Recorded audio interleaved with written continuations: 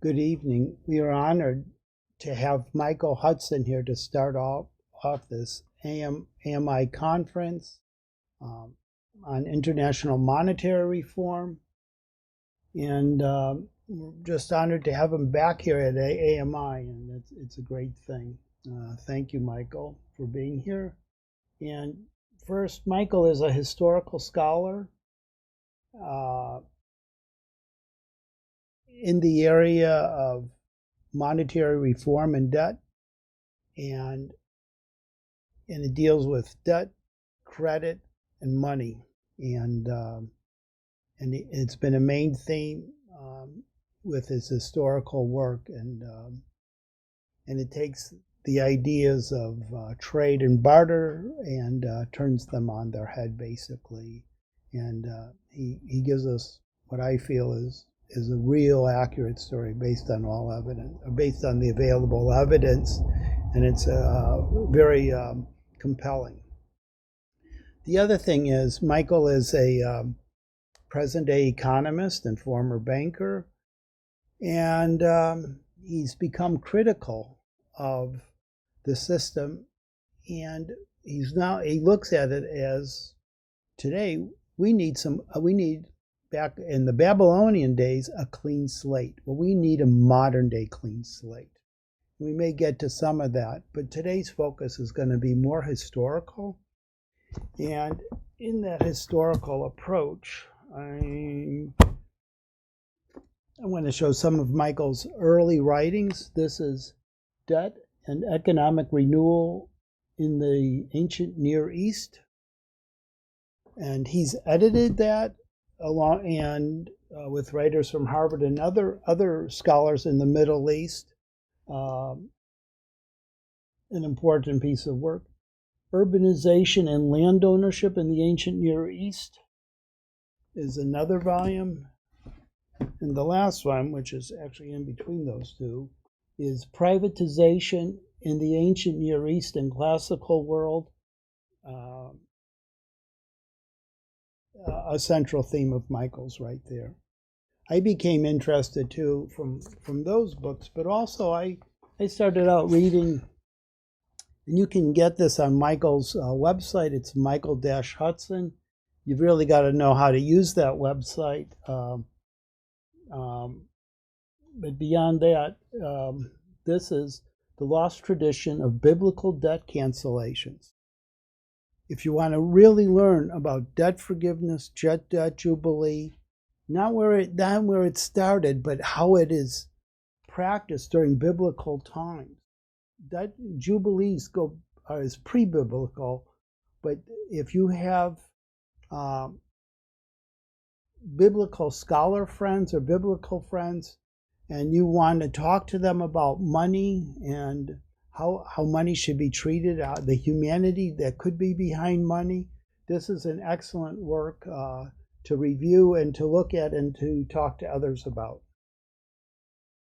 Then, in the last year, bringing this all up to present, and Michael has been hugely busy with this, is 2 volumes. One that's been published and has come out. It's The Collapse of Antiquity. It focuses on Greece and on Rome, the Near East primarily, not just Greece and surrounding areas. And it's a wonderful history showing again the collapse of the system. In this book, I highly recommend because it's written for the common person. You don't have to be a scholar in the area. So it's a very important piece of writing because it also upturns the typical economist's historical perspective of barter. It wasn't that kind of way. And let Michael get the book and see it. The other book Michael has coming out that he was able to give me an advanced copy was Temples of Enterprise. And what is a temple? Think of it as government. Think of government involved in enterprise. I think that's an important concept for us today. But that's just thinking wise right now. let's look in the past and see how temples were important. And that'll be a starting point for today. The other will be Michael wanting to say a few connecting words that why Stephen Zarlenga and Michael were so close in terms of historical scholarship, and so that's where we'll begin. Once again, Michael, thank you for being here, and take it away. Thank you. Well, Stephen Zarlenga and I both were writing a history of money in the mid-90s. And our point of view was the need to take credit out of the hands of the private banking system. We both saw that the banking system was dysfunctional.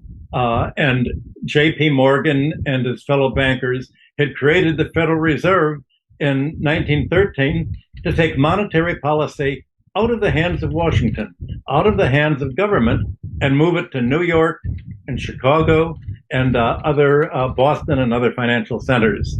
And they wanted to essentially to become the economic planners instead of the government. As free marketers, they wanted a centralized, centrally planned economy, but an economy planned by the financial sector. And their propaganda was to attack the government as if it was the government that was centralizing the economy, instead of trying to break up the monopolies and prevent the economy from being centralized by the financial sector. So the orthodox narrative that people were indoctrinated in their economics courses and others was just the reverse of how the world actually worked. And so we wanted to show that this false view of how today's economy worked was actually a false view of history and a false view of the very origins of money. So both of us went way back to then. And already in the mid-1990s, the problems that we're seeing today were already obvious. The product of the commercial banks is debt, and it's not a productive form of credit to finance investment in new means of production, to help the economy grow, and to raise living standards.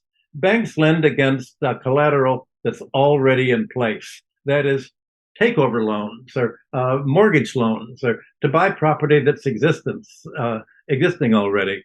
And the effect of lending against any kind of asset is you bid up its price, especially for real estate, that is 80% of bank loans. And so the financial sector was basically increasing the cost of living to Americans by charging the economic rent in the form of interest. Rent is for paying interest. And by lending more and more money against real estate, the banks were creating higher prices and increasing the cost of everything that they could take control of. Not only did they get land rent through the mortgage lending paid as interest, but they also got monopoly rent. And banks were notorious already in Teddy Roosevelt's time as the mother of trust, the mother of monopolies. And banks financed monopolies because the more monopoly rent could get, the more credit they could afford to borrow and the more interest that they'd be able to pay for the bank. So the purposes for which the commercial banking system created credit to lend out were not the purposes that a democratic government would produce if the government were the source of credit. And the government were basically supplying credit creation and banking facilities and finance, as they do in China, for instance. But mainstream economic theory claims that the problem is government, not the banks. They say it's government money creation creates inflation. Budget deficits create inflation. Regulation just raises prices and is dysfunctional. And monetary theory that's taught in the universities and the mainstream media, it just doesn't describe the problems that the financial sector actually is causing. And the result's a kind of parallel universe that includes a false view of what money is and how money evolved in the first place. And the financial sector, representing maybe 10% of the population with money, who own the bonds in the banks and who own the stock market, basically that the banks fund, they depict money as simply a commodity, like silver and gold, even if it's produced by the banks. It seems to be just a commodity to be traded like anything else, and any attempt to interfere with a free market, meaning the freedom of banks to do whatever they want, including abolishing limits on usury, is supposed to hurt the economy instead of helping it.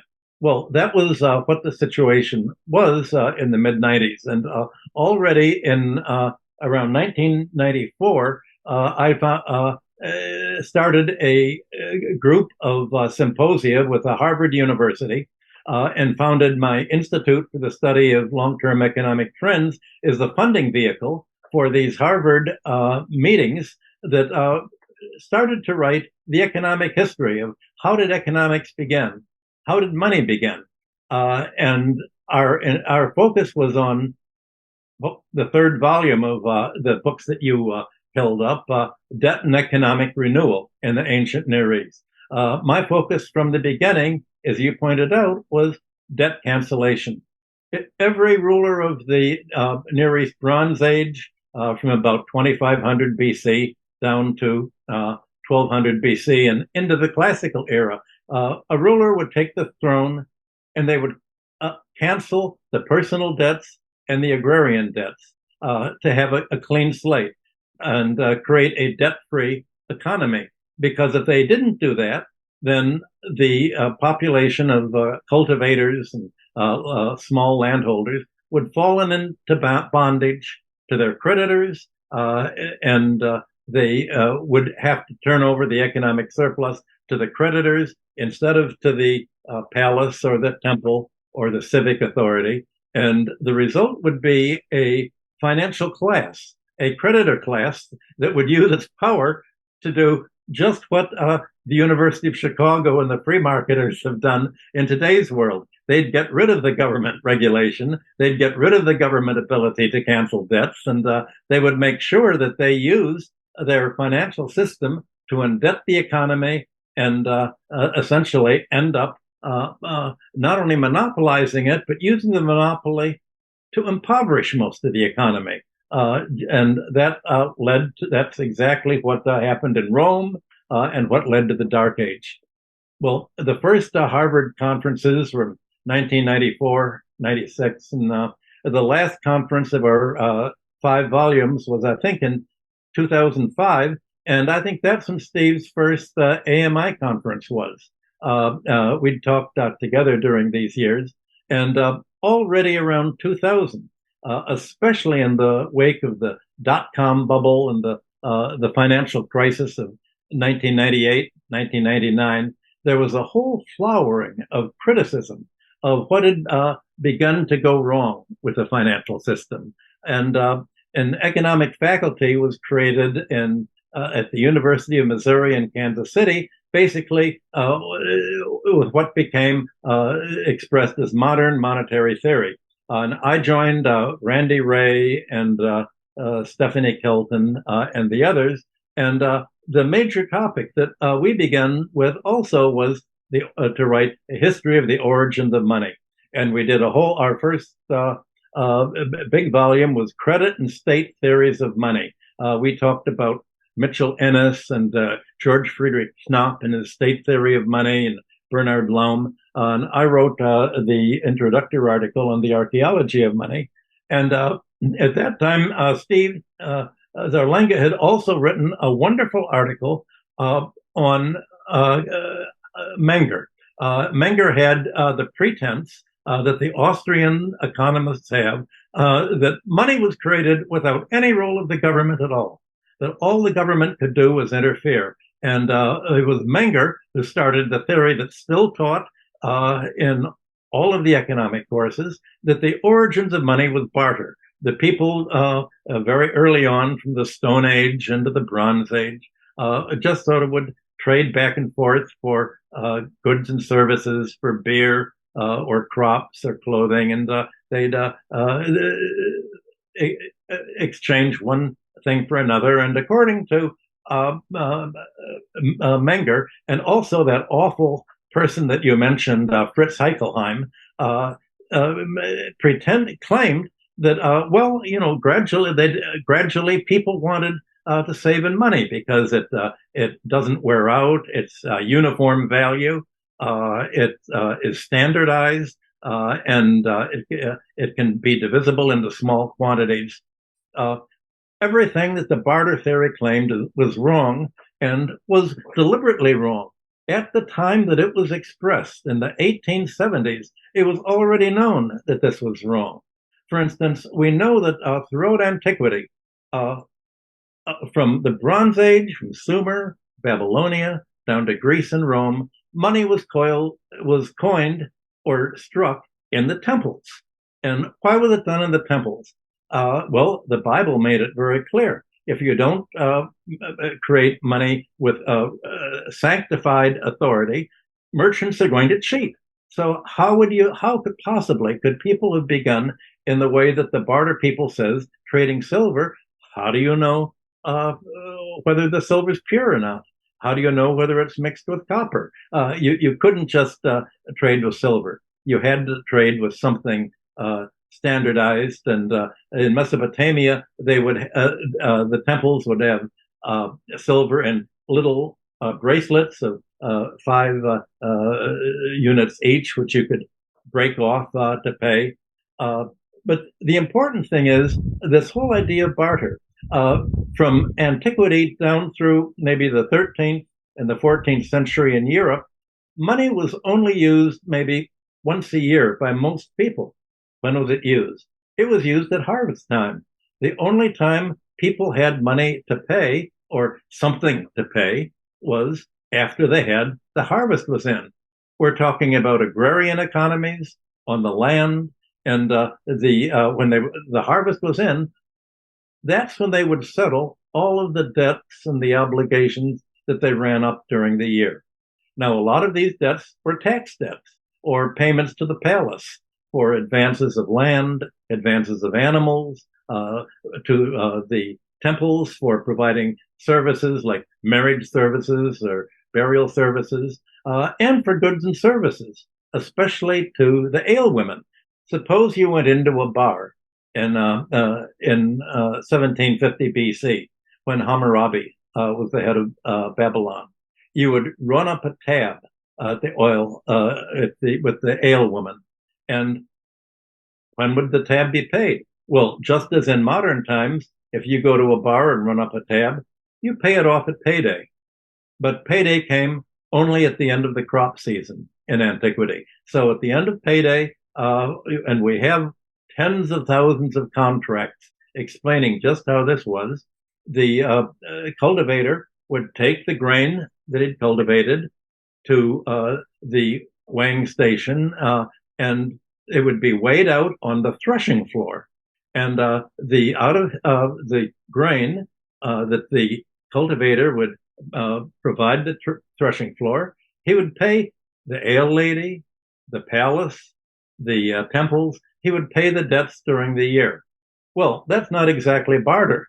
Money was used rarely, and money was really a means of denominating the products and the goods and services. And the other issue that Heichelheim never decided, well, you want some beer or you want to buy some clothes. How do you get the denomination to pay? Is it just a bulk? And how do you have a scale to weigh a teeny little piece of silver?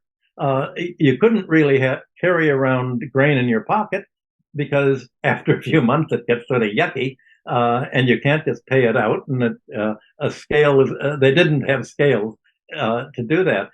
Standardized denominations were the key, and the standardized denominations were overseen everywhere from Mesopotamia to Greece and Rome, where they had temples right near the main agora or the marketplace to make sure that honest weights and measures were done. So all of this is an introduction to what I thought should have been the first chapter of Steve's book on the lost science of money.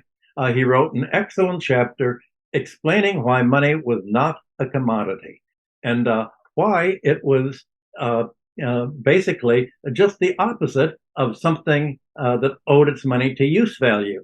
He pointed out that in Sparta, the Spartans wanted to discourage the use of money because they saw the problems that it had created already in the 7th century BC, and they would take the iron that they used as money at that time, the iron spits or pieces of iron, and they would pour boiling vinegar on it, and the vinegar would make it all sort of pimply and basically unusable. So the whole idea was to prevent money from being what Heichelheim and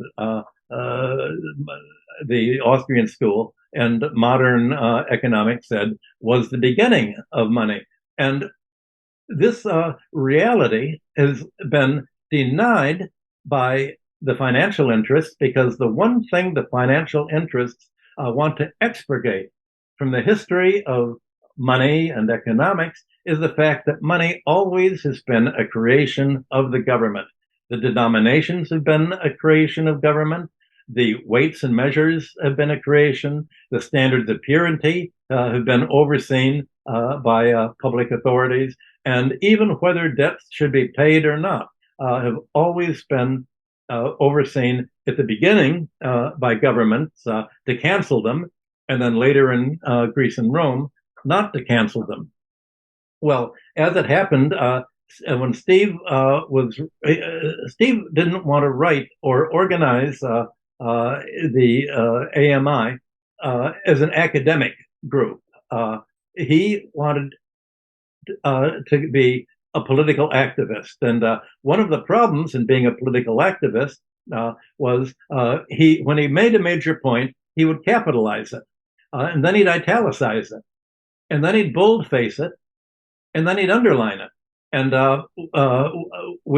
Randy and I went to him and said, "Look, Steve, we'd like to publish your article, but typographically, we have this is going to be for an academic audience because we're trying to legitimize our approach. And if we can get academic Assyriologists and archaeologists on our side, that's the first step to getting public acceptance." Well, he wouldn't let us change the typography. So he did not only did he not publish with us, he didn't publish this good article on the origins of money in his own Lost Science of Economics. So the result was that I was publishing my articles in the Kansas City group, the MMT group, and also in the Harvard group, and pretty much we've got everybody agreeing with us today, to the extent that a few years ago, when the Springer Handbook of Money and Banking was published, they asked me to write the introduction showing that the origins of money were not barter.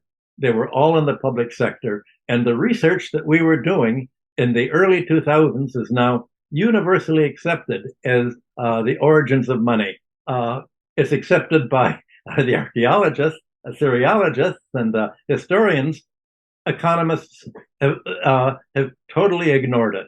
It doesn't fit their paradigm. So the problem is, how do you really cope with this? Well, part of this problem of rejection by the vested interests is Stephen self-published this book.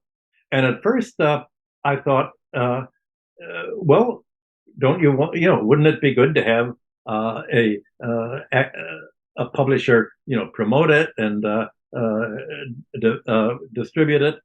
Steve said, no, first of all, they don't do a good promotion job. Secondly, they take all the money. He wanted to do it. And he made the right decision. And I followed his decision. After the first 3 volumes of that we did at my Harvard group, the first 2 were published by Harvard itself, the Peabody Museum, which is their anthropology department. I started my own publisher, just as Steve did. The only way that we could get our approach to economic history and to monetary criticism out was to publish ourselves, because if we would have gone to trade publisher, they would certainly say, "Well, that sounds interesting. Let me send it to a referee." One of my books on finance was sent, I think, to Paul Krugman, who said, "You can't possibly publish that book."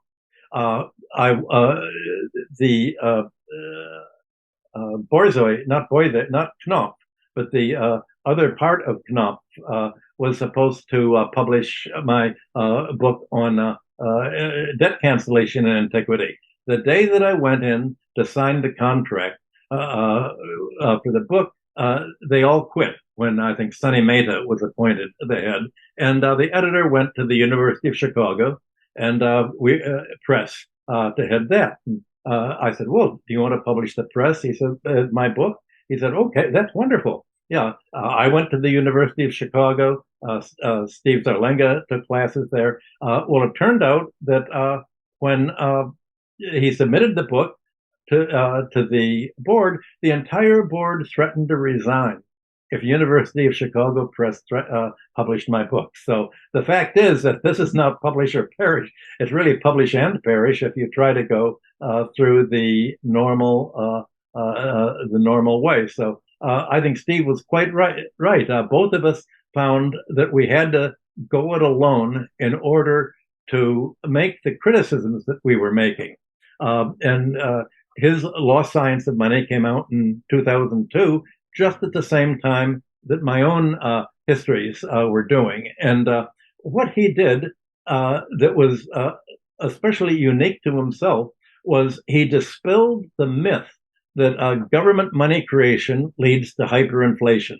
That's always the accusation that you even hear from congressmen today whose campaigns are financed by the banking contributors, the donor class. They said, "Oh, if the government prints money and runs deficit, that's hyperinflation, and we'll end up looking like Zimbabwe or Germany in the 1920s." Well, Steve pointed out that what was called hyperinflation was usually sabotage. He pointed out for the American greenbacks, for instance, that it was Britain that was sabotaging this money by counterfeiting, and the French assignats the same way. And the most important hyperinflation that everybody refers to is, of course, the German inflation of the 1920s. And the pretense by the financial class is that look at what happened. Germany was running a deficit to spend money into the economy. Germany didn't spend a penny into the economy with hyperinflation. It spent money to pay the reparations debt that the Treaty of Versailles loaded it down with. And to pay this reparation debt, it had to just throw marks onto the foreign exchange market. And the financial sector exacerbated things, the private financial sector, by selling the mark short, by manipulating the markets and making a profit on the depreciation of the mark, that short selling and speculation, which is how the financial sector makes money in its own particular way. And the result was of throwing the money onto the foreign exchange market to pay to buy U.S. dollars, British sterling, and French francs to pay the Allies so that they could pay their Allied arms debts to the United States. Well, the result was that the currency plunged. That raised import prices. And by raising import prices, that raised the domestic price level. And the domestic price level required the government to create money to finance trade at this vast level. So what happened in Germany was exactly the same thing that happened in Chile during Chile's hyperinflation. And my old boss, John Deaver at Chase Manhattan Bank, where I worked as their balance of payments economist in the 1960s, John Deaver wrote his dissertation on Chile's hyperinflation. First, you had the payment of foreign debts and the collapse of the foreign exchange rate, increase in import prices, increase in domestic prices, and finally, following it all, came the increase of money. So again, the propaganda that you hear from the financial sector gets reverse. Turns it upside down. And yet, this wrong-headed view of the origins of money and the character of hyperinflation, it continues to be taught year after year, and now century after century. Well, when you get an error and a wrong-headed, fictitious economic theory taught year after year, decade after decade, generation after generation, this is not an accident. This is deliberate. They know it's an error, and they make guardrails around academia to make sure that people don't, that students and the government people and the general public doesn't understand what money is, how it functions, and how the financial sector has become dysfunctional. That's the irony of all this. Well, as I said, my focus was on the history of debt because I think if you can see how it begins, especially early societies, you see how important it is to wipe out debt. And Steve's focus was on money. Especially he emphasized the distinction between money as a public utility and credit, bank credit. That's something that in all of his meetings he was always emphasizing quite correctly. Bank credit in the form of interest-bearing debt is very different from the money that a government would create. And the common denominator between what he was saying and what I was writing about is that the major use of money has always been to pay debts. So the study of debt and the character of money go together. Most of the debts have been owed to the public sector, to the palace or the temples or the civic authority for taxes or advances of land, as I said, or for other things. Well, Michael, let's make a point though. I'd like to ask a question here. Sure. Menger was indulging or teaching us and teaching my students in school in economic textbooks and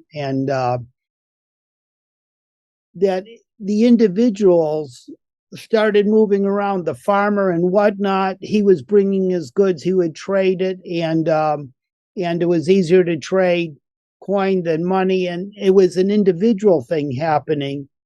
And what you're telling us, it was indeed a debt-based system with society and the temple, the palace. But what I'm interested in right now, though, is before we go back in time, is how did it happen then that you got to write this introduction at Springer recently? And what happened recently that it's like the evidence is just mounted up and they have to write a new story, much like money creation. We're upheavaling all of economics, and how did you win? You won the battle. Won the battle from, would Harvard publish your works today? I'm wondering. Well, this was the Peabody Museum that did. We then went to an Assyriological. Peabody. It turned out that Harvard didn't really have good distribution. They charged. They gave very small discounts to stores, and so we used an Assyriological publishing company that subsequently has gone out of business. We're now going to republish ourselves under Eilert.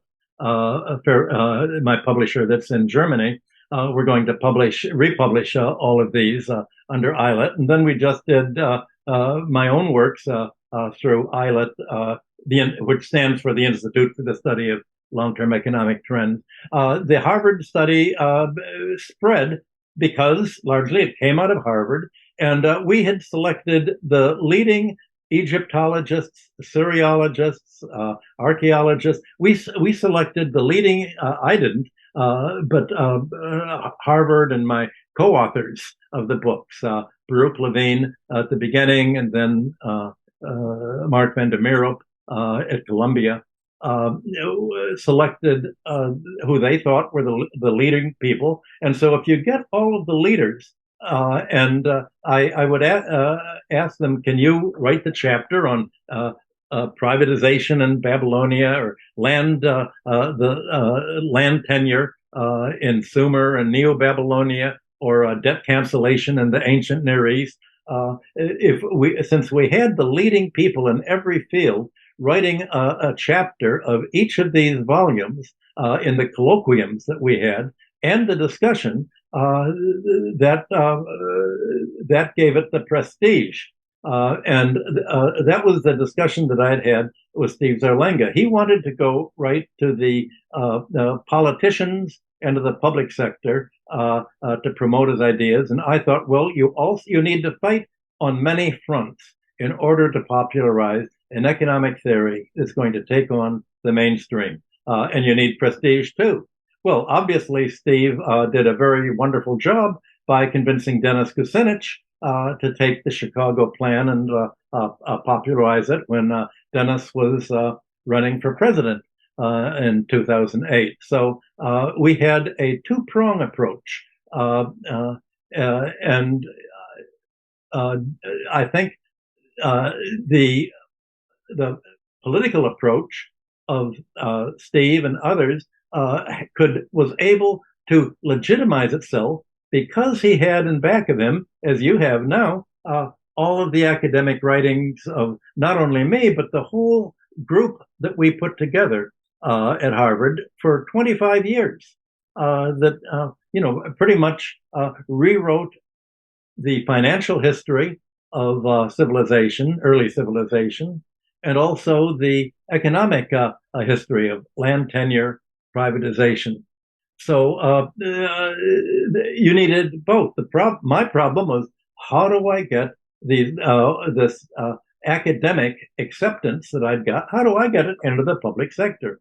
Well, that's why I attended all of every early conference that Steve Zarlenga organized. I was at, and we spread it, and I met a lot of people there who all have helped spread the ideas that we shared in common. Steve Keen, I'd already known in Australia. He's now working at Hungary's central bank, interestingly. Michael Kumhoff was there, who's now with the Bank of England. Another early attendant was Ellen Brown and her public banking group were there. It was a Catholic group. More recently, I think I see more and more Joseph Huber and his monetary group has sort of merged with all of you. And most important, I met Dennis Kucinich and his wife Elizabeth, and Dennis's friend Dave Kelly. And Dave and I and Dennis, we became very good friends ever since. And it was Dennis who adopted the advocacy of the Chicago Plan, largely through Elizabeth, who'd actually gone and come to Chicago to study for a while with Steve Zarlenga, and had proselytized it. So everything was coming together in the first decades of the 21st century. And the result was that we got a following, along with other people like the modern monetary theorists who were making the same criticism. And it became more and more obvious to people that the picture of the economy, the travesty that the academics are writing, you'll have someone like Paul Krugman, who I'm told by one of his classmates explained to him in college that he was told by his professors, don't talk about money, it's too controversial. You'll have him just acting more or less as a shell for the banking system. And I had to go to Iceland and try to, and successfully blocked Iceland from taking Paul Krugman's advice, pay all the depositors, all the crooks. Yes, the banks were crooked. Yes, you've all been robbed. And because of England's rotten Labour Party refusal under Gordon Brown to regulate the banking, and because Gordon Brown had let British banks, not Icelandic banks, but British regulated banks act as crime, he wanted Iceland to pay. And Paul Krugman went there. He must have been paid a lot of money to say, oh, yes, you've got to pay make all the crooks whole. Crooks are finance. They're what you call crime is really finance. Pay them. And I said, these guys are crooks. Don't pay them. It's England's Thatcherite neoliberalism that caused the crisis. I won there. And of course, that's why I think when the publisher sent articles or books of mine to Mr. Krugman to write, it was not exactly going to get a positive remark. Well, what happens today? I want to make some. I've been talking a half hour already. I want to say what do we do today to actually achieve the monetary reform that we were laying the intellectual basis for in the first 2 decades of the 21st century? Well, you're having a discussion of de-dollarization and BRICS money. You're seeing the success of China that has kept central money creation and money not in a separate Federal Reserve central bank, which is sort of the enemy of governments, but in the Treasury. The Bank of China creates the money. And because they've kept it as the government, as a money creator, the government in China can do what the Western central banks can't. They can write down the debt. If a industrial company or there is an economic disturbance and the company cannot afford to pay its debts. Now, in the United States, if a company can't pay its debt, it goes bankrupt and the financial vultures come in and they buy up its stock and take it over and end up looting it. But China will say, the company can't pay its debts. Do we really want to close down the factory and fire the people and just put it out of business? Or do we write down the debt? Well, they write down the debt in order to keep the economy from crashing. So China, by keeping money as a public utility, does not make itself prone to the kind of crisis that we had in 2008 after and the Obama depression that has occurred ever since that. Well, what do we? The future would seem to be: how do we get other countries to say what China is doing is the right thing if you want to avoid economic crisis? You treat money as a public utility. Well, not everybody agrees with our approach, and what I found out, I guess, in the last 8 or 9 years or so, is that for a lot of people, talking about money is a kind of psychodrama. There's something symbolic there, and there was a lot of criticism among all the different monetary reformers back around 2015, 2016. And even I think the MMTers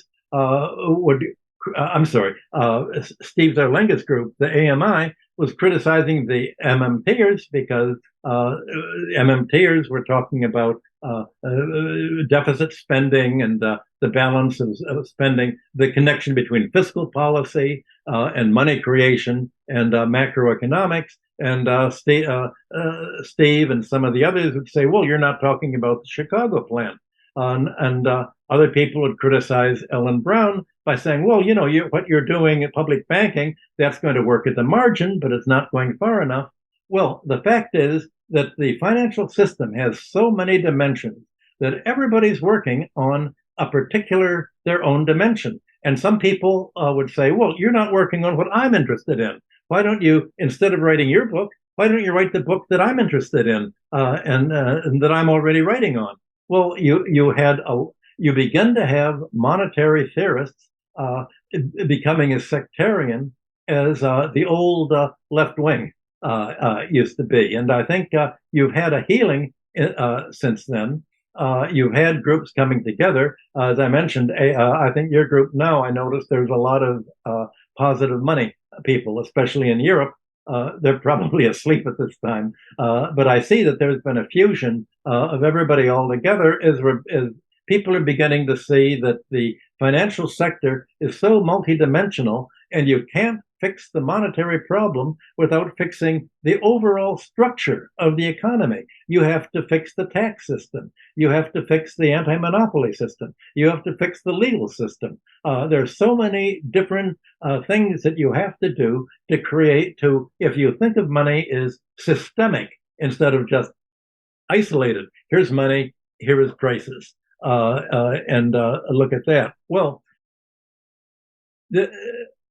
I think that the problem that we're dealing today, the fight over money is very much like the fight to tax the land over land rent to get rid of the landlord class in the 19th century.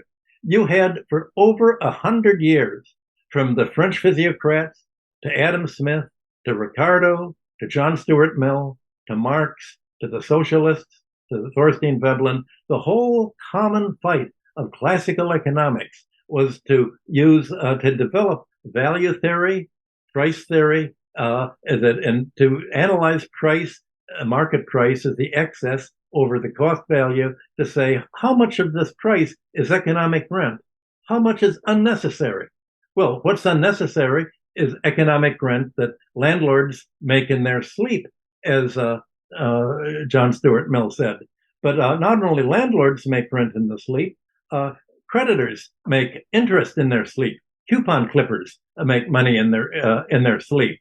Financial returns, monopolists make money in their sleep. That if you look at what national income really consists of in the United States today, most of it is not profit, not wages. Most of it is economic rent, unearned income. And the great protector of unearned income is the financial sector, because it's the financial sector that realizes that if it can create and protect and lobby for a rentier class, that's going to be its big market for takeover loans, for corporate ratings, for monopolists, and simply to bid up the stock market prices for monopoly corporations, for Amazon, for Apple, for Google. They're all now under charge of monopoly, and for most of all for real estate. And the effect Michael, of this. Yeah. Michael, how about if we speak another minute or two, because we've gone through a full cycle of almost halfway, and I would like to have people think a little bit. Okay, and come good up idea. with some questions, and let's have a breakout room where people come up, and based on those groups, we can take a few questions, and then we can think of where we want to go. We may want to go. I have questions about ancient history and the parallels. One of the things you do is you can talk about ancient history, the 1700s, the more recent in times. And it's a very similar problem all of the time. And one of the things you stress in your book, it was the palaces had control of the money, no individuals. Individuals came along and there was a great struggle. They didn't really win that struggle around Babylon, but when it came to Greece and Rome later, it was beginning to shift. I remember you and I mentioned the Old Testament at around 10 BC. Our friend Rabbi Hillel talked about part of that shift too. And so I would like to go back there a little bit, but it's the same problem all the time. I'm seeing, the news of 3,000-4,000 years ago could be the news of today. There's the rich and the not so, and the struggle. And we're going to hear later on today with Howard and Nick and then Eric about what does it look like in that struggle. That'll be emphasized. But in this large picture right now, how about if we give people, I'd ask Alfonso if everyone could go into a breakout room for 10 minutes. Yeah. And then we'll come up with questions, and then we'll start. Yeah. We'll give them to Michael. Okay, then let me just sum up. The point I'm making is it took 100 years of classical economics to try to get rid of the landlord class by taxing economic rent, and it failed. So that the fight that we're trying to do to say today, the financial class has the role that the landlord class had in the 19th century. And if that fight took 100 years, it's going to take almost that long today, it seems, to make a transformation. And it's not going to be a short-term fight at all. You can't come up just and tell them what's wrong. Here's how to do it right, because they're making money by doing it wrong. So there's a political fight. But you're right. I originally, when I talked with you, the whole purpose was to have you talk about my book of collected archaeology essays that I'm publishing in about 2 months, Temples of Enterprise. And I changed the topic to talk more about AMI and Steve. Which is what I sort of gathered from your book, rightly. Michael Hudson, Breakout Room. And I was interested in reading your book. I certainly Friday, sense that for debt forgiveness, September was very much a part of 29th. that Bronze Age culture, no doubt about that. But it wasn't so clear to me from reading that the anti-usury feature was prominent at that time, and I wondered whether when the Jews then took, that idea of debt forgiveness, whether they brought in this sort of testimony against usury. So I want to know where that really testimony against usury came from, Michael. Can I? Okay. There was no different word in antiquity in any society for between usury and interest. The word everybody used one word: usury.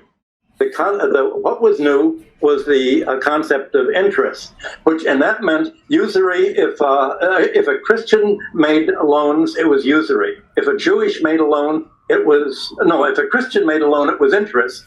If a Jewish person made a loan, that was usury. And the reintroduction of credit, the overturning of the Christian banning of usury on all early Christianity was led by the papacy. The papacy brought interest-bearing debt back into the European economy in the 12th and 13th centuries in order to raise war debts. Rome wanted to essentially, the Crusades, most of you think of the Crusades as going to the Holy Land and fighting the Muslims. The Crusades were against Christians.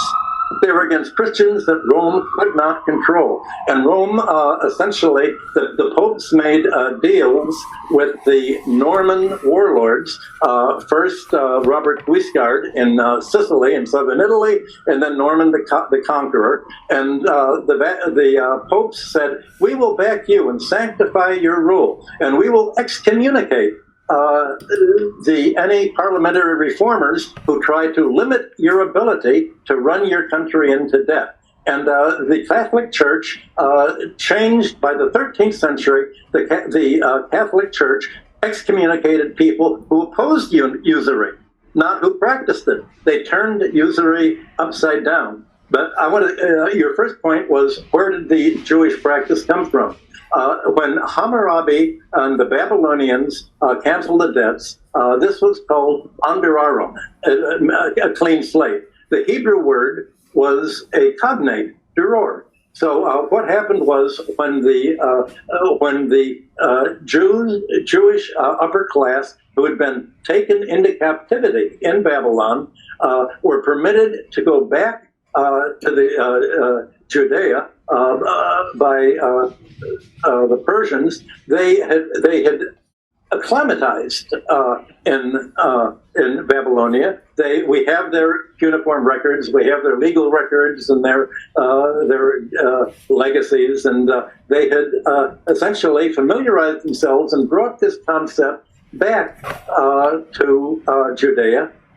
And there was a little bit of self-interest there. The whole idea of a clean slate, not only to cancel the debts, but you also liberate the bond servants who'd been pushed into bondage for debt, and you give the land back. Well, imagine when the wealthy families of Jewish families came back from Persia into Judea. It was very much like today's. Imagine the Florida Republicans, the Cubans, going back to Cuba and saying, "Give us back our land." The Persians had divided the land up and had a pretty democratic, popular, widespread land tenure. Well, now the families came back, give us back our property, and brought it out. And we don't have much written documentation for what happened between the Jewish return from captivity and the time of Jesus, because they didn't use clay cuneiform, and it lost it. But by the time we can pick up the Dead Sea Scrolls, we find that there was which were essentially the library of Jerusalem. There was a whole political fight between the creditors and the debtors. And Jesus represented the debtors against the rabbinical class, and Luke describes this, saying that the Pharisees loved money, and the population in Jesus' hometown, when he came to the synagogue and he gave his first lecture, unrolled the scroll of Isaiah, and to the point where Isaiah said, the year of the Lord, which meant the Jubilee year, and said that's what Jesus had come to proclaim. Well, that was what really upset the financial creditor class of Judea, just like today. Well, so the Lord's Prayer that Jesus gave on the Sermon on the Mount was, forgive them their debts as we forgive the debtors. And we know that they meant debt, not sin, because we have the early Greek translation of the Bible. Well,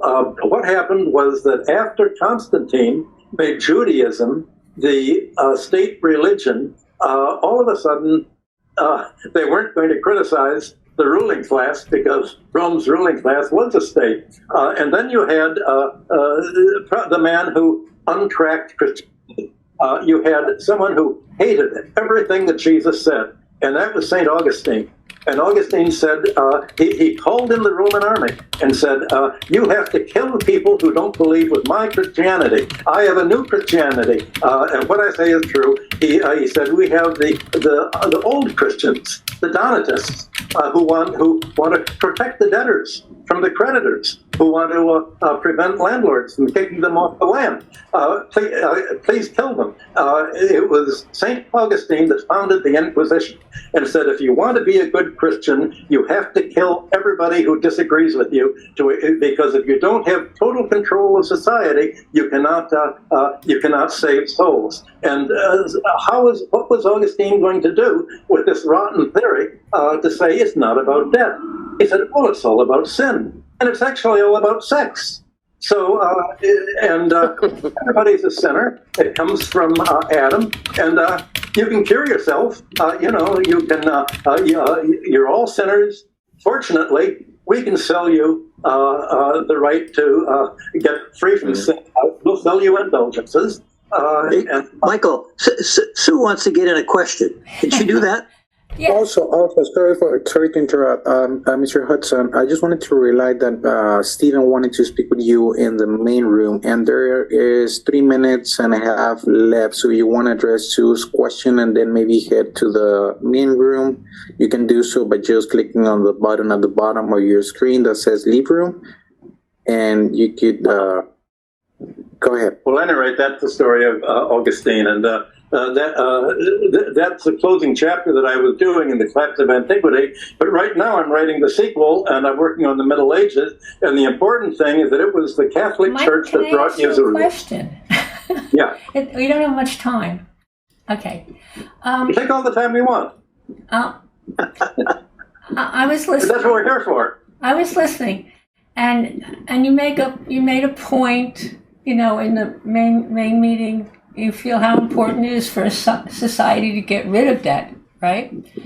Yeah. And Not get rid of it, a clean slate, you cancel it, and then it all begins over again. Okay. And, okay, let me finish my question. Yeah. If this is true, why did you turn to MMT, which keeps bank creation of debt money, also called credit creation, keeps that, and keeps our government digging deeper and deeper into our debt? Well, the answer is that MMT is an analysis of how the current system actually operates. So very often, for instance, I went around the world basically for many years with Stephanie Kelton. She would give the first introductory lecture about how the government spent money into the economy, and that's what provided the economy basically with money. Government could simply create the money. It doesn't have to borrow money, and it doesn't have to it could make a platinum coin if it wanted and issue it. But then Stephanie would say the government can run into debt. Then I would usually be the second speaker. And I'd say, the second question is, what are you going to create the money for? In other words, you have certainly the best known MMTers are Donald Trump and the Vice President Cheney, who said deficits don't matter. They don't matter because we're never going to pay them. And so it's basically the Republicans that have appropriated MMT, and I'd say there's a good way of spending money into the economy, and all of us MMTers from Kansas City want to use money to essentially fuel the economy.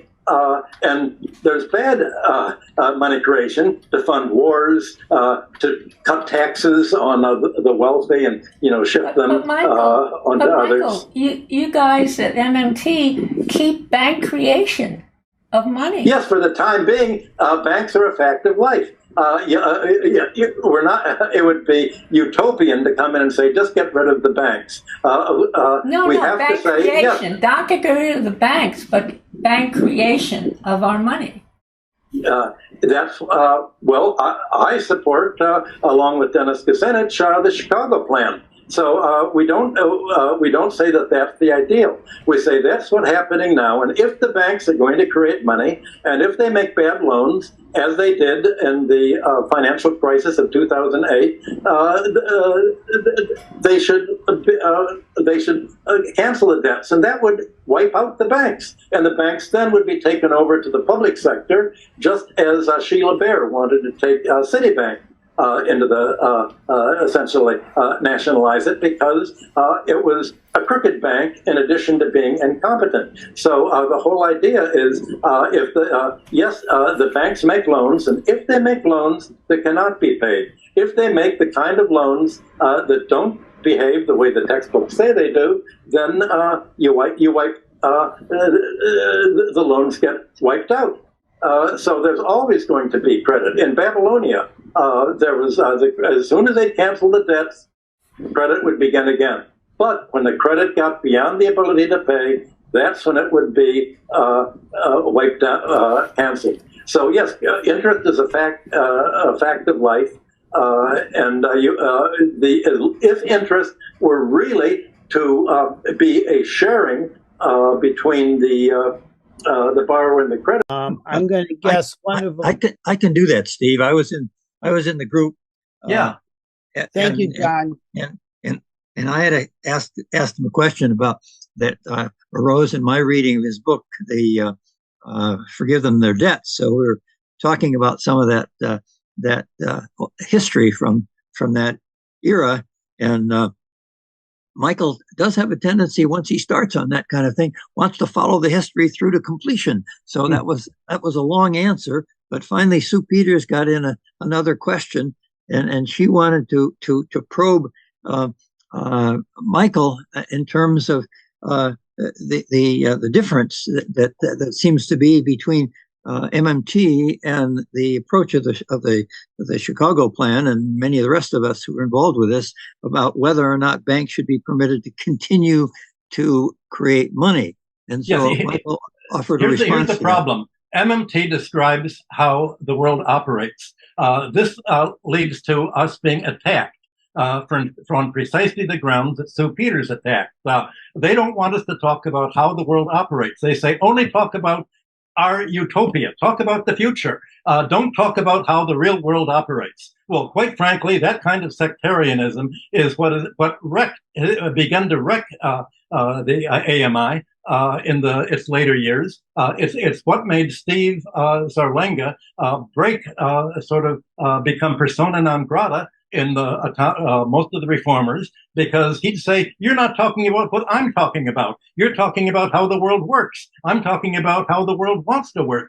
Well, quite frankly, that attitude is going to destroy any attempt at monetary reform. If you say we only want you to talk about what the ideal world should be, don't talk about how the current situation developed, don't talk about the reality of how banks operate and how governments create money and the effect of it, then you're going to divorce yourself from any kind of grounding in the reality of what is. And that's the danger of monetary reformers, that they're utopians, and they attack each other for not writing about what their interest is. And they're not at all interested in how the world works or what reality is. They have single-minded, and to them, it's a psychodrama, and you don't want neurotic people acting out their psychodramas as if that's monetary theory. That's going to lead, that's what I think is frightened so many people away from the monetary reformers, just like they're frightened of the Georgists, or people who have a panacea. The panacea mongers say, if you don't have our panacea, we don't want to talk to you. Well, I hope that that's what the AMI and what the positive money people and the people on this group are going to avoid, and not let poison the discussion. Yeah. Let me, if I could, I'd like to make a few comments. One is, I hear what you're saying. And Michael, I've often listened to your perspective. And one of the things you say, for credit, if there's credit on one hand, the flip side of that credit is debt. And it's a sectorial balance between government, the private groups, the public sector, and the commercial sector. And you can look at economies in a country such as Michael has looked in Greece, for example, and other places, and make a good analysis, make a very interesting and important and a useful analysis. The lead people, I happen to know, I don't know if Michael is part of this, but at Goldman Sachs, the lead economist talked about his methodology, and I thought I was listening to Michael because that's how he was operating to understand what was going on in the world picture. It was this sectorial balancing that's going around. Now, go ahead. Well, the economy, you're saying the economy is multi-layered, and that's exactly how to look at it. It's not a homogeneous mass. It's multi-layered. Not only the government and the private sector, but the financial sector. I call it the finance, insurance, and real estate sector. The fire sector is basically the rentier sector. And then there's the economy of production and consumption. But it's government that creates money. It's the financial sector that creates credit, and et cetera. Yeah, there's different perspectives on how money is created. And we can, as you say, we can purposefully look at government one way or the other as the creators of the money. It's in their bellywig. And however they do it, that's their choice. We're saying the choices they made, not very good, not very moral, and we want something very different. But it's not the reality. You know, one of the things we'll have tomorrow when Joseph Huber brings up, he's going to separate money out and trying to see if we can have a register. And he's going to talk about money sort of being a social credit, not so much in that balance between credit and debit, but it's utopia. It's one idea towards utopia. And but Michael is what's considered to be descriptive economics and what's going on in the ground. It's based in the reality of the moment, the reality of the day. Now I would like to go back in history a bit, because that's where we're together. We're locked in together, brother and sisters together in the same fight. And as Michael is pointing out, all first 40 minutes until the breakout is that whatever period of time you take, it's the same battle, a very similar battle. In my breakout room with Sam Hummel, he was beginning to say the same thing too. It's a very similar struggle going on. And so what we have going is that's the place for us to start and us to create our understandings. And then we can make proposals. And proposals are fine, but we also understand the present day situation, and we may want to work towards some utopia, and it may be morally powerful and correct for us, but not everyone's there, and we have to take people where they're at and engage people where we can.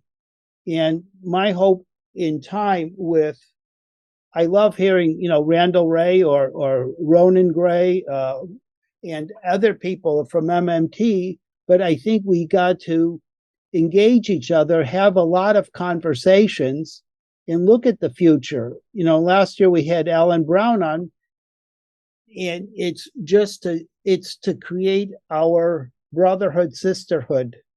And we've got to find ways to do it, and we got to find where we can accentuate the positives together to help overturn the system. So it's in that spirit that I've invited Michael here, and there can be differences, and Michael knows how to roll with. He's had to work with Stephen Zarlenga. Stephen's crusty. Yeah, I've known him to be very crusty, an individual, but Stephen approached it as numismatics.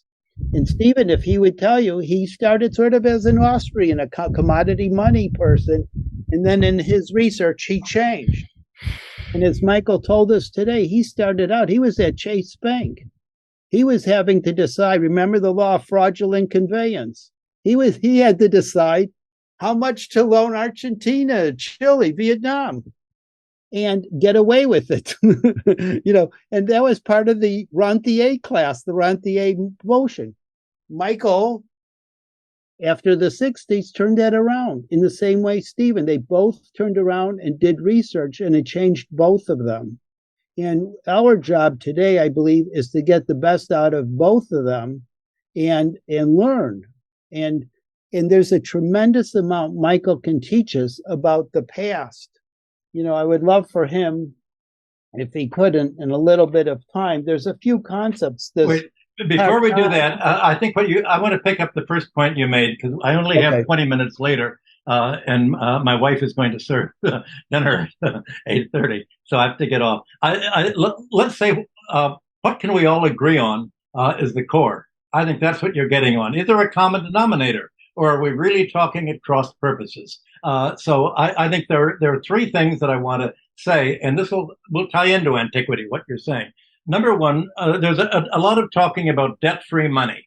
What is debt-free money? Well, any money is an asset, and any asset has a counterpart on the other side of the balance sheet. The way to understand how the economy operates financially is to look at balance sheets. And that's certainly, if you're looking at the multi-layered economy that you describe, the balance sheet is the key. Assets equal liabilities. But on the liability side of the balance sheet, the liabilities have to be less than the assets. If the liabilities are more than the assets, then you're broke. So if the liabilities are less than the assets, then what's the balance? The balance is net worth, liabilities and net worth. That's equity. So what the positive money advocates mean is they mean government money in a form that does not have to be repaid. So yes, it is debt money, but nobody expects the coins in your pocket are technically government debt, but the government isn't going to repay them because it would take it out of circulation. The paper money in your pocket is a debt. So all money and financial phenomena can be looked in terms of balance sheets, and that Randall Wray is always insistent on making a balance sheet analysis of what you do. The key is that if you want money that isn't going to be repaid, and in effect is debt-free money, what do you call it? I suggested to Michael Kumhoff that we use the word equity money or net worth money. And he agreed that it's equity is not debt, but it is a liability. It's the equity of what's left over, the excess of assets over the debt. So it would help to use a vocabulary that can bridge the arguments between, say, positive money advocates and others. Well, the second thing I think we can agree on is what's the difference between public money creation, money as a public utility, and private sector bank credit? That if we can agree on that, then right away we see there is an alternative to the privatization of banking and credit that we're all criticizing. And basically, what should a government create credit for? And if the objective is to help the economy grow and to increase living standards, that's basically the key. And money is a public utility. Finally, debt service is an overhead. If the purpose of banks is to create interest-bearing debt, then this grows at compound interest, and that's exponential, and that's faster than the economy can be paid. And that's what the Babylonians recognized, that the debts tend inherently to grow faster than the economy can be paid, and the economy has to choose. If you force the creditors to, you permit them to foreclose and to take the land and the labor of the debtors, then you're going to polarize the economy between creditors and debtors. And that's why the early societies avoided what happened in Rome by realizing that if debts can't be paid, it's better just to cancel the debts. That's what China has been doing to prevent the kind of crisis that you have here. And I guess the third thing we can all agree upon is leaving the financial sector as it is going to impose chronic debt deflation and depression. That if you don't change it and you don't reform it, then you're going to have the economy shrink and shrink until almost all of the economic surplus, most of the wages over subsistence, most of the profits of corporations are all going to be used to pay debt service, and there won't be more investment, there won't be a growth in consumption, and you'll have a depression. That's what Irving Fisher analyzed already in the Great Depression. And if you can come with that analysis of what's wrong with the current financial system, that gives you the a way of shaping and contextualizing what you call utopia. How do we get from here to there? You have to analyze the remedy by explaining what is it that you want to remedy. What is the problem that you want to cure? So, and the Bronze Age, the ancient Near East, did a wonderful job of at least curing the financial debt problem. They may not have been where you'd want to live, but they did cure that one problem, and that's the fact that it's all been done before and that it worked, and that debt write-downs don't create disaster. It's not writing down the debts that create disaster. I think that's really the point. And regarding what we were talking about in the chat room on the 10 minutes, It's true that if interest grows faster than the economy can pay, what do? Do you ban interest? Well, the Catholic Church tried to ban usury, but that didn't really work. The Mesopotamians and Near Easterners said, accept interest as a fact of life. If the creditors make a productive, good loan that can be repaid, then there's a mutual gain. The exploitation comes at the point where the loan cannot be paid out of the surplus that's created by the loan. That's a predatory loan, and almost all bank credit today is basically predatory bank credit. That's the problem. So the question for what do we want the financial system to look like in the future? You don't want it to be predatory. And I think if you diagnose how the economy is working today correctly, that's your takeoff point. You don't take off, how do we want, looking back from the year 3000, 1,000 years from now, how do we want the world to look at? You begin, how do we get from here to there? Thank you, Michael. When tomorrow, I think Huber is going to give us a little talk about some of the thinking that you and Michael Kumoff did, and it's going to be a little bit about having a register and having this equity, like a social equity, to like think of money as an equity. And Joseph Huber wants to put that in what he calls a register. And then from that register, it goes into the economy, it goes onto the balance sheet as you would have it. And then it gets worked with. And we'll have more of that conversation tomorrow with Joseph about that. And so I think that it's fascinating. And so before you leave, though, you were going to want to mention a few words about BRICS and what's going on with that.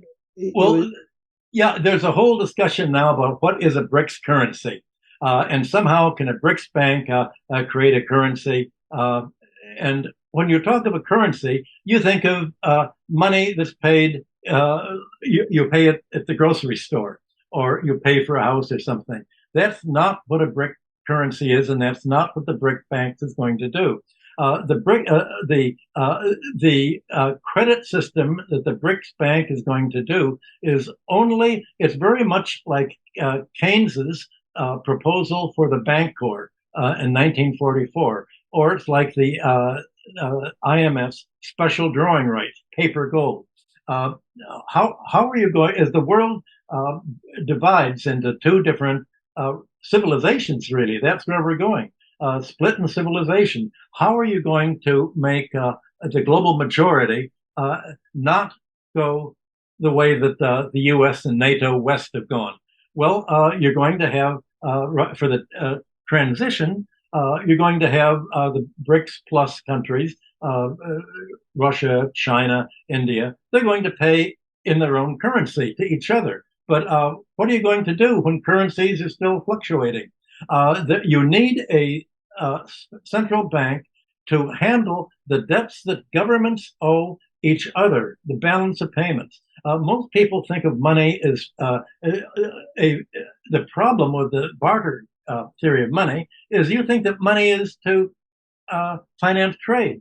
That's never been the purpose of money. Money is to finance the transfer of assets. Money is to pay debt. And the BRICS Bank is not to finance trade. That's done by the governments in their own currencies, because unless you have a world government, you're not going to have governments agree on what to create money for. But the BRICS Bank is what is needed for the global majority to do trade with each other is a artificial currency that can be created spontaneously. It does not have to pay interest at all, and it will be a means in which debtor countries can consolidate what they owe or denominate what they owe to the creditors. This money is not going to be money that there's going to be a market that speculators can buy back and forth. It's not going to be money that countries can pay, can buy minerals or imports or consumer goods. It's going to be simply how do you handle balance of payments deficits in a way that will not destabilize the countries and will not do to debtor countries what the IMF does to them and impoverish them and insist that they take anti-labor policies. So essentially, the kind of BRICS Bank to handle intergovernmental debts is exactly the kind of government money creation that we're talking about. Money creation that doesn't necessarily involve interest. This debts that this BRICS Bank is not going to go to one of the countries, like if Argentina owes money to it, it's not going to say, well, Argentina, you have to sell off your oil rights, you have to sell off your roads and infrastructure to pay these debts. The way that Keynes described bankers was if there's a steady creditor that keeps assimilating credits beyond the ability to be paid, like he expected America to do, then at a certain point, if the debts can't be paid, they'll be written off. The purpose of the BRICS Intergovernmental Bank is to keep the basic principle of debts within the ability to be paid. I think that the lack of trying to sidestep that sidesteps the whole purpose of monetary reform. If you could have a central bank establishing this principle for intergovernmental debts, shouldn't that be the same principle that a domestic treasury should have? I'm all for getting rid of the central banks that are really representing the private commercial banks and returning money and credit creation to the treasury, out of the Federal Reserve. That's what. Michael, we got, yeah. I want to give one question to, there were other rooms and other people have questions too. Tom Quinn has his hand up and I know there was another question or two, but Tom, do you have a question for us? Yes, I do. This will be quick.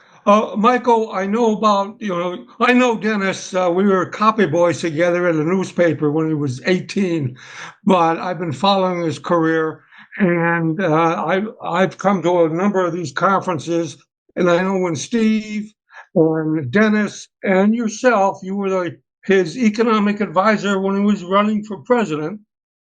This week, a day or so ago, Richard Cook, who I'm sure you're aware of, the monetary reformer, wrote an online article for Bobby Kennedy Jr.'s Kennedy Beacon.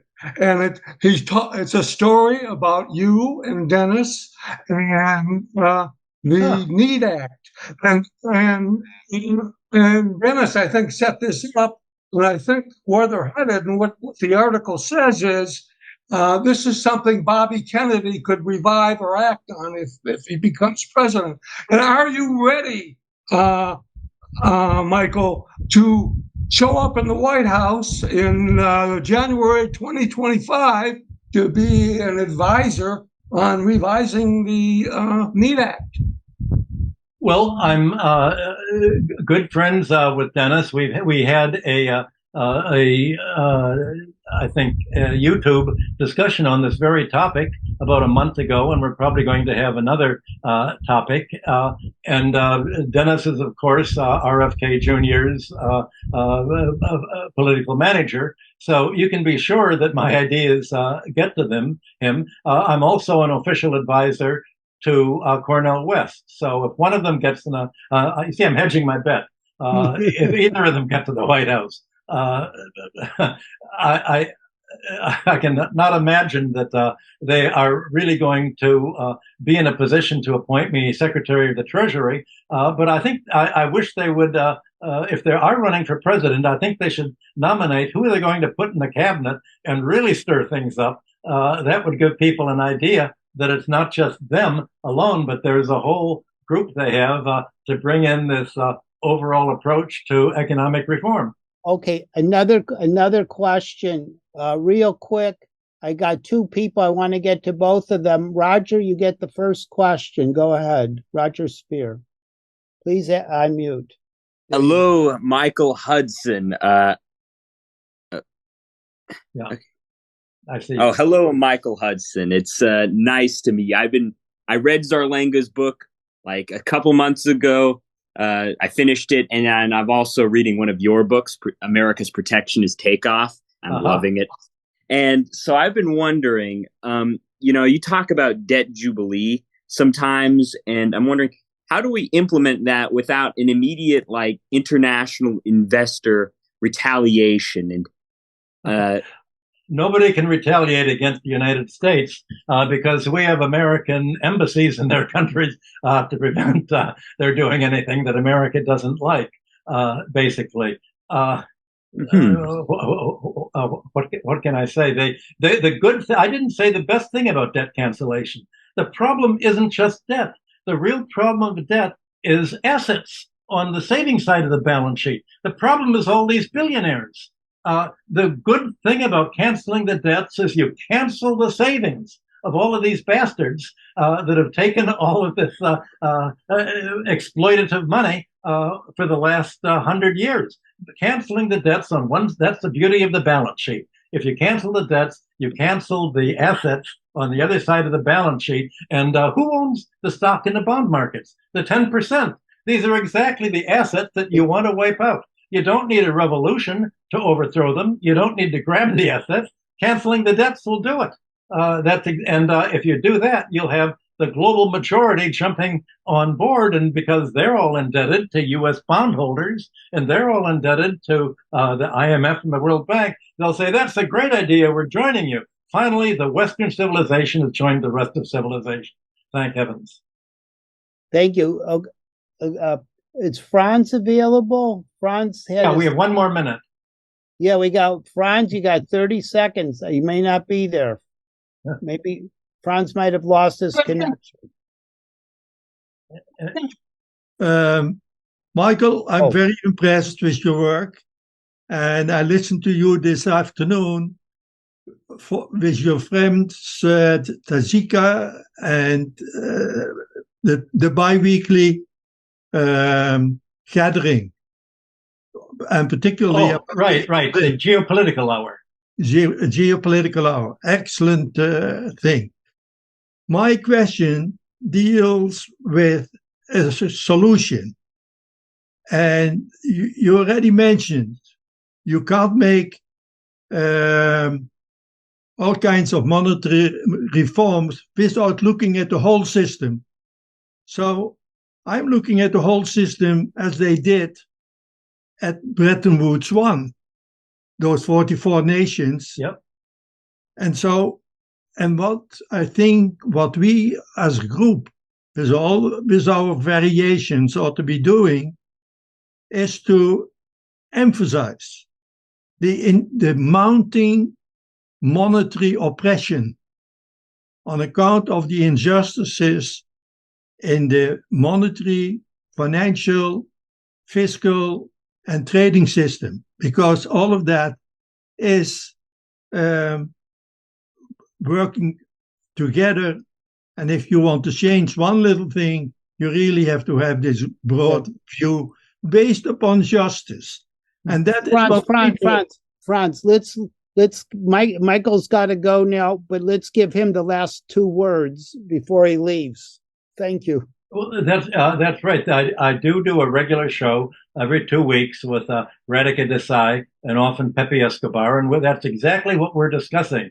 I don't see right away much chance for reforming the U.S. economy. What I do see a chance of reforming is the Asian economies and the BRICS economies. That's basically where my audience is. Most of my books are translated into Chinese, and they're most of my contacts and influences in China. So I think that there's much more flexibility there. And if we can make the system work outside of the United States, then you're going to have the rest of the world soaring forward and just continuing the same kind of growth that China has done so well for for the last 30 or 40 years. And the NATO West is going to say, do you want to just sink into a depression, or do you want to see that your system doesn't work and the global majority's things do work? Does the West want to join civilization or not? That's exactly the point. And all my books are about that, including The Destiny of Civilization and the other books that I'm doing. You know what? You made the point, and we're only 1 minute late. I owe an apology to your boss, and have a great dinner tonight, Michael. And I'll get back to you with more questions, and I have a few more ideas for maybe an interview, and then we could go a little further. But thank you tremendously, and it's been a wonderful hour and a half. It's been a Michael special for us, so thank you very much. Well, thanks for inviting me, Stephen, and thanks for the good questions that were asked. Okay.